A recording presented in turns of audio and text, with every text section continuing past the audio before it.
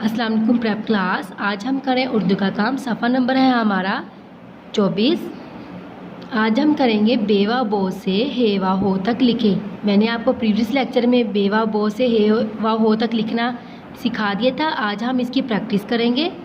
हम यहाँ से इसको लिखना स्टार्ट करते हैं। बे मैंने आपको पहले भी बताया था, जब भी हम किसी भी हरफ के साथ किसी हरफ को जोड़ते हैं तो हम इसको सेकेंड लाइन से थोड़ा सा ऊपर से लिखना स्टार्ट करते हैं। बे वाओ बो, ये हमने बे के साथ वाओ जोड़ दिया। एक और मैं आपको लिखकर बता देती हूँ इसी तरह।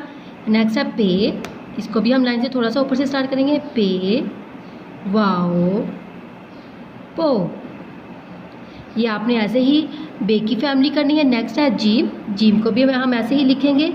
वैसे तो अगर हम जीम की आधी शिकाल है वो हम ये मिड वाली 2 लाइन्स के ऊपर लिखते हैं, लेकिन जब हमने इसके साथ किसी हरफ को जोड़ना है तो हम इसको सेकंड लाइन से थोड़ा सा ऊपर से स्टार्ट करेंगे। जीम वाओ जो, मैं एक और लिख के बता देती हूँ आपको। चे को भी हम लाइन से थोड़ा सा ऊपर से स्टार्ट करेंगे। चे वाओ चो, इसी तरह आप जिम की फैमिली लिखेंगे। नेक्स्ट है दाल,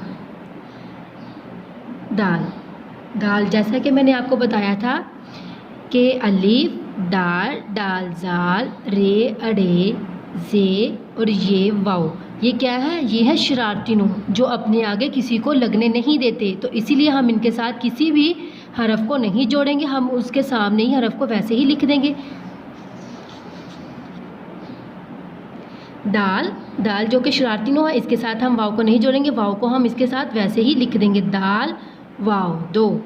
इसी तरह आप डाल, डाल को भी अब ऐसे ही आप लिखेंगे। डाल वाव डो। नेक्स्ट है जाल वाव जो। नेक्स्ट है रे की फैमिली, रे को भी आप ऐसे ही लिखेंगे।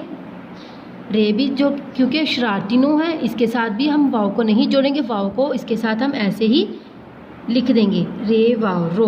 ओके प्रेप क्लास, ये आपने ऐसे ही बे वाव बो से हे वाव हो तक इसको आपने ऐसे ही इस पेज पर राइट करना है। ओके, अल्लाह हाफिज़।